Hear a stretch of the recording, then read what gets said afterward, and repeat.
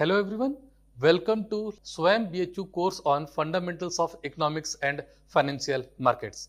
Myself, Dr. Anand Singh, and in this particular video, we will discuss regarding new issue market. Now, in this video, we will discuss on three major key points. Those key points are: point number one, what is the meaning of new issue market and where is the new issue market? We will discuss regarding this particular thing. In the second key point, we will discuss regarding the important features which are associated with the new issue market. In the third and last segment of today's video, we will discuss regarding the various functions of new issue market. Now, all of us knows that there are three important functions of new issue market, that is origination, underwriting and distribution. In the third segment or the last segment, we will discuss in detail about all these three functions. Now, let us start this video. First one, what is the meaning of new issue market? Now, new issue market is that segment of capital market which deals with the long-term securities, and these securities are offered for the first time. Now, since these securities are offered for the first time, that's why all these long-term securities are basically of fresh nature, or these are new securities. That's why this market is also known as primary market or new issue market.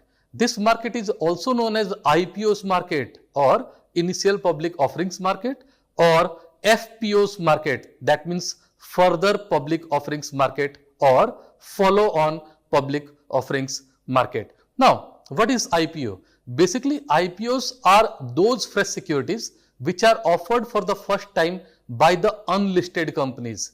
Since the companies are not listed over any stock market, so they are unlisted companies. More or less, they are new companies, new for especially for the stock markets. Since they are not listed, that's why they are regarded as unlisted companies. And since they are not listed, that's why they are also new companies, especially for the stock markets. Such companies might be operating in the field. They might be operational for the last so many years, but since they are not listed over any stock markets, so they are regarded as unlisted companies, or they are also regarded as new companies for the stock markets. Now, FPOs are basically offered by those companies which are already listed over the stock exchanges. Now, since they are listed, that means they have already been issued IPOs.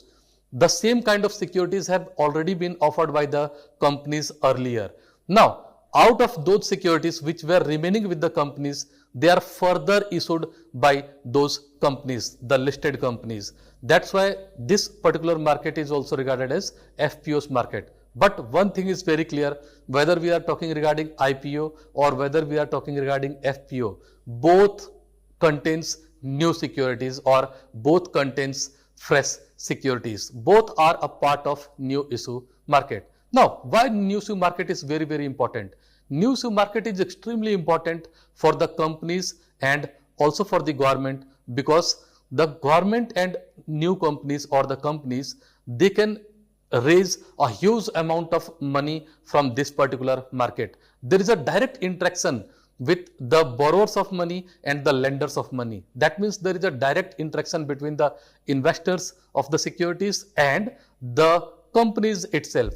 So, in this particular market, that is new issue market or primary market, there is a direct interaction between the investors and the companies, and the entire amount is collected by the company itself. Now, let us discuss regarding where is new issue market. Now, whenever we discuss regarding stock markets, we can see that there is Bombay Stock Exchange or National Stock Exchange. Both of them are situated in Mumbai. So, there is a specific place of stock exchanges.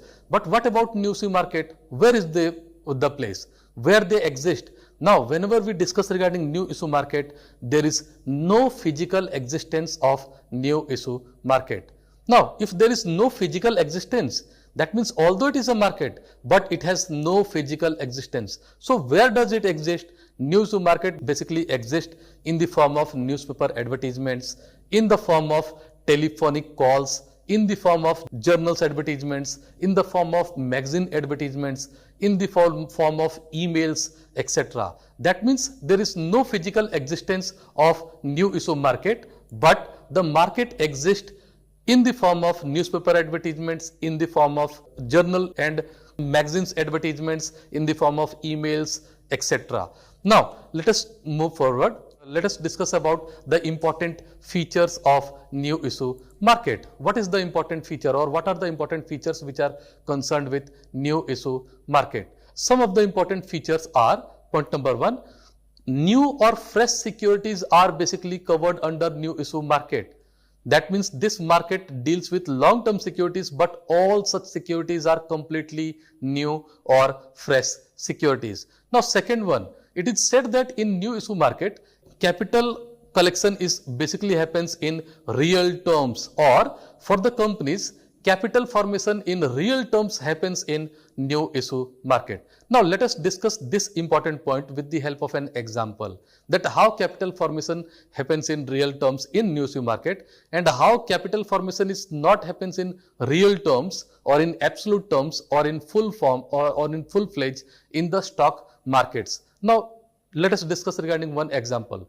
Now, suppose in a primary market, a company, say ABC Limited, it floats 1000 shares and the prices of each share was rupees 10. Now, suppose all the shares which were floated by ABC Limited, they were fully subscribed by the investors. That means the number of security was 1000 and the price of each share was rupees 10. That means if all the shares are fully subscribed, then what is the exact amount of capital which is collected by the company from the primary market? That is 1000 shares multiplied by 10 rupees each. That means 10,000 rupees. Now, here it should be noted that in primary market, the entire amount of capital is basically taken by the company itself. That means the entire 10,000 rupees is collected by the company itself. So it is said that in primary market or in new issue market, capital formation happens in real terms, or capital formation happens in absolute terms. But what about the stock markets? What about the capital formation in the stock markets? Now, let us discuss regarding that thing. Now, suppose ABC Limited again decided to list these securities over the stock markets. Now, suppose the listing was done on the same price, that is rupees 10 itself. Now, after few days, suppose when the prices of the securities of that ABC Limited increased by 2 rupees or 3 rupees, suppose the current market value of the securities of ABC Limited now that is rupees 12.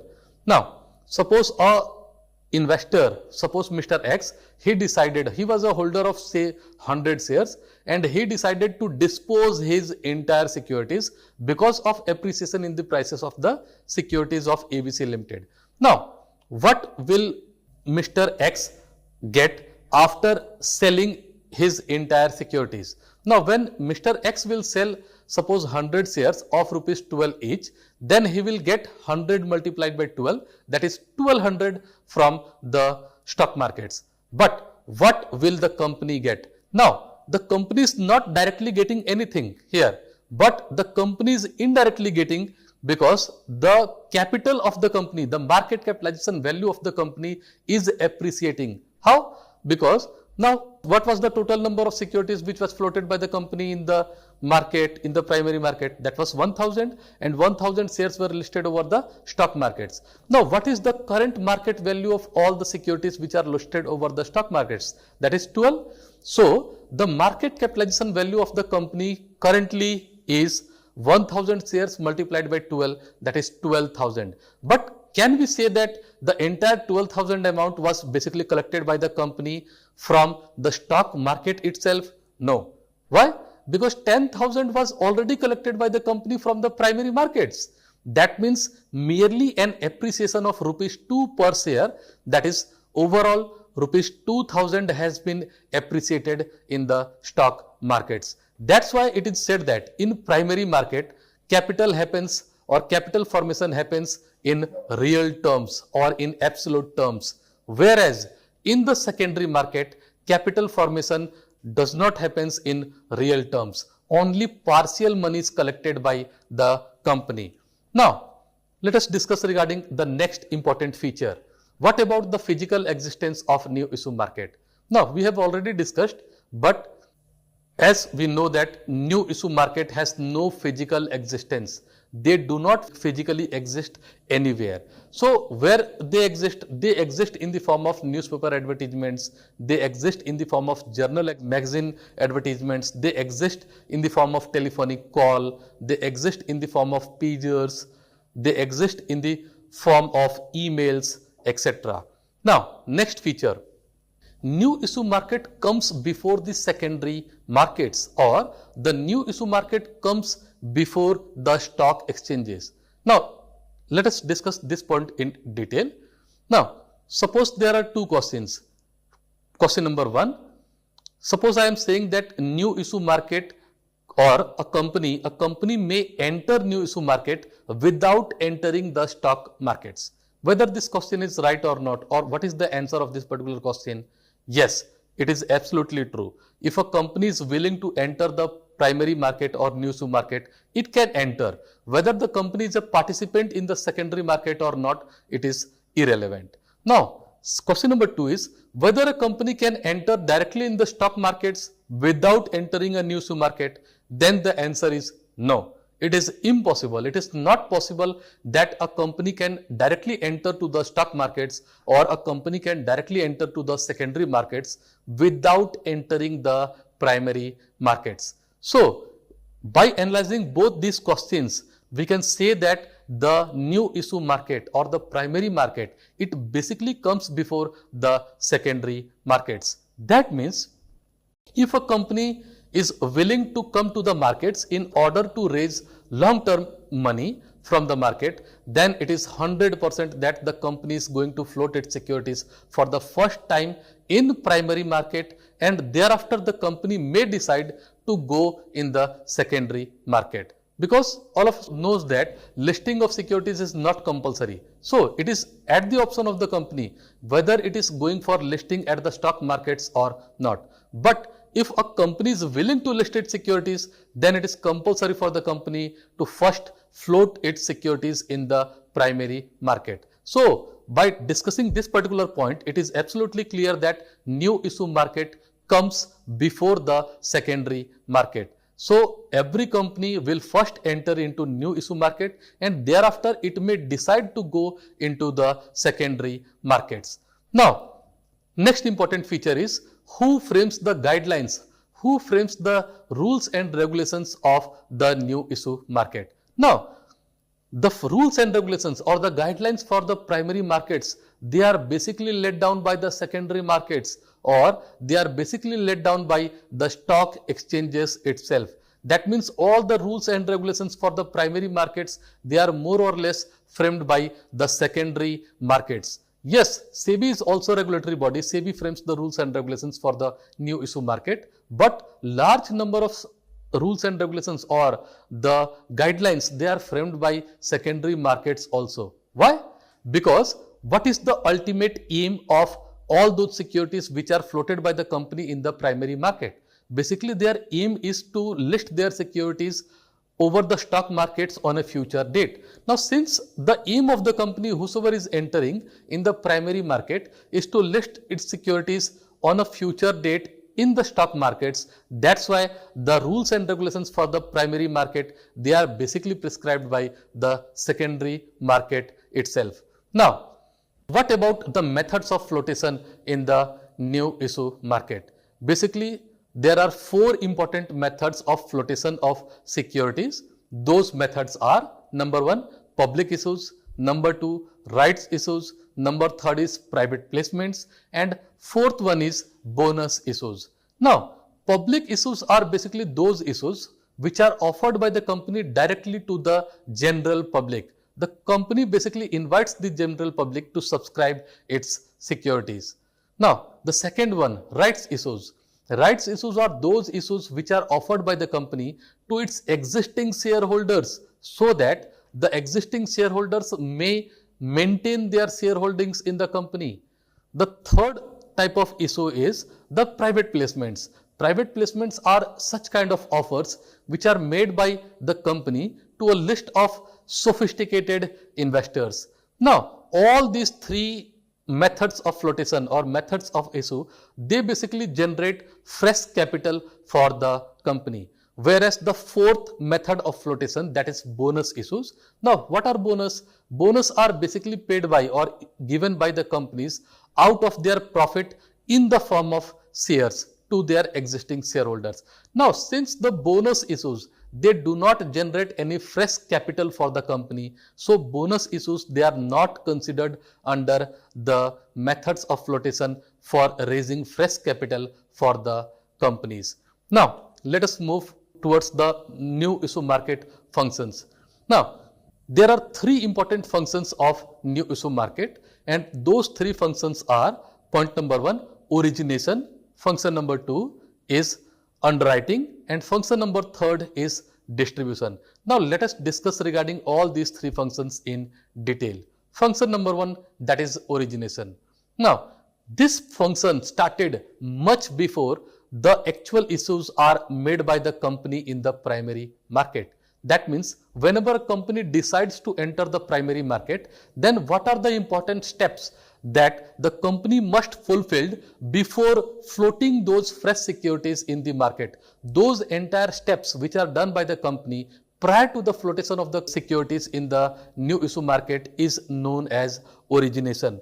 Now, what are the major steps which must be done by a company in this particular function? That means under the function of origination. Some of the important points are that must be covered by the company, that must be fulfilled by the company under origination function. Those points are: point number one, appointment of a merchant banker. Now, according to SEBI, it is mandatory to appoint a category 1 merchant banker if a company is willing to float its securities in the new issue market. Then appointment of merchant banker, especially the category 1 merchant banker, is mandatory in nature. As all of us knows that merchant bankers are basically of 4 important categories. Now, only category 1 merchant bankers can provide the services of issue management, or they can act as BRLM, that is book runner lead manager. So, in this particular function, the appointment of category 1 merchant banker is essential by the company. Now, second is the company must appoint a banker to an issue. Banker to an issue must be registered with SEBI, and he must have a terminal which is in direct contact with the stock markets. Such an banker to an issue should be appointed by the company. Now, third one or next important point is appointment of depositories. Now, since the companies are floating their IPOs or FPOs in the market, so it is mandatory for the companies to make an agreement with the depositories. All of us knows that there are 2 important depositories in our country, that is NSDL and CDSL. The company can make an agreement with any of these depositories or with both the depositories. It depends upon the company itself. Now, in the next segment, the company has to decide about the total number of securities which it has decided to float in the new issue market. The company has to disclose its total number of securities in the prospectus.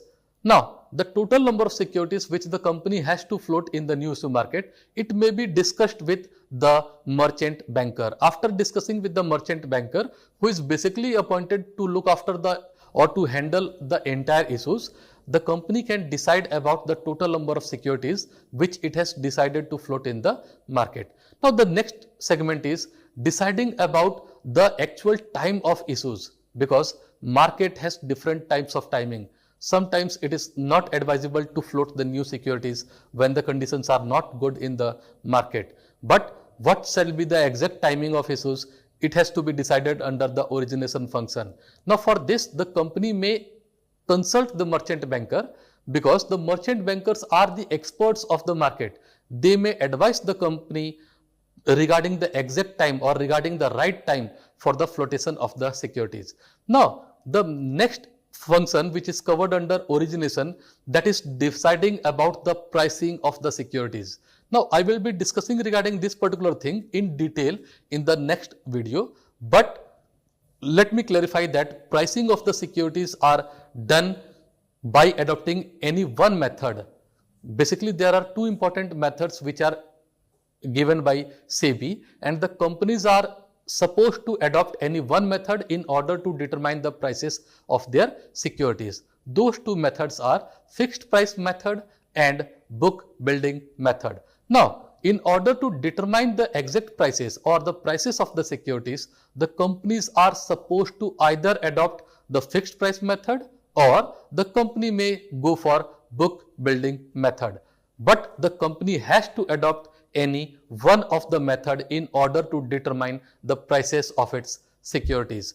Now, next important thing which the company has to decide under origination function is regarding the listing agreement. Whether the company is deciding or whether the company is willing to list its securities on a future date over the stock markets or not. It has to be decided under the origination function itself.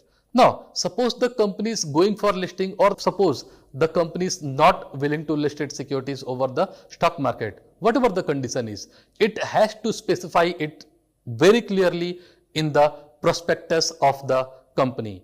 The merchant banker, it is the responsibility of the merchant banker to write clearly whether the company is going for listing in a future date or the company has decided not to list its securities over the stock markets. It must be clarified. It must be decided under this particular segment.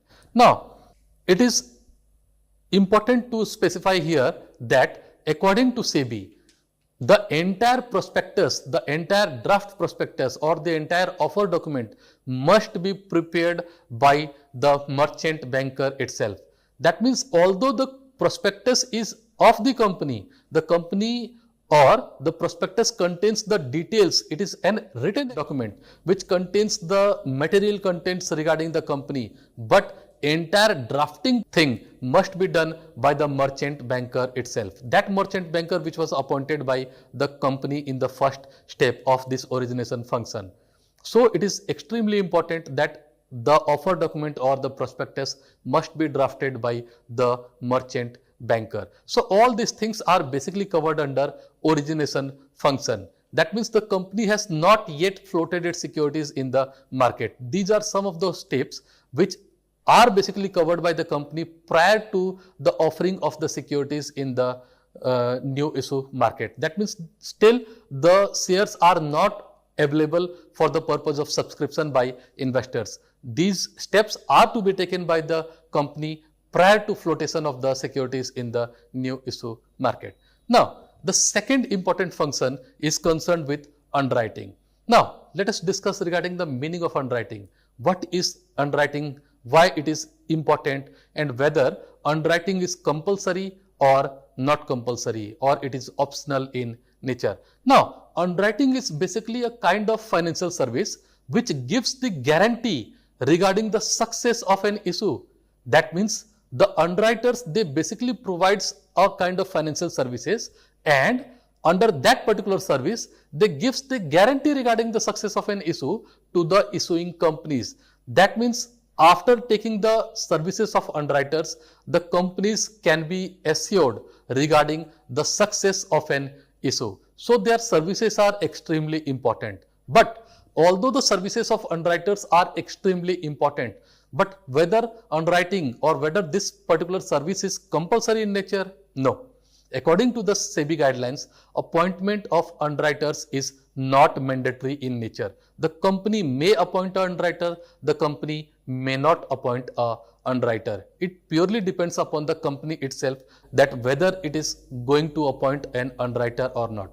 Now, suppose a company is going to appoint an underwriter, then an agreement has to be done between the company and the underwriter regarding that how many numbers of securities will be purchased by the underwriter in the case of unsubscription. Suppose there are certain securities which are not subscribed by the investors, then how much securities the underwriter is going to purchase, and the most important, what shall be the price at which the underwriter should purchase the remaining shares. Remaining means those shares which are not subscribed by the investors.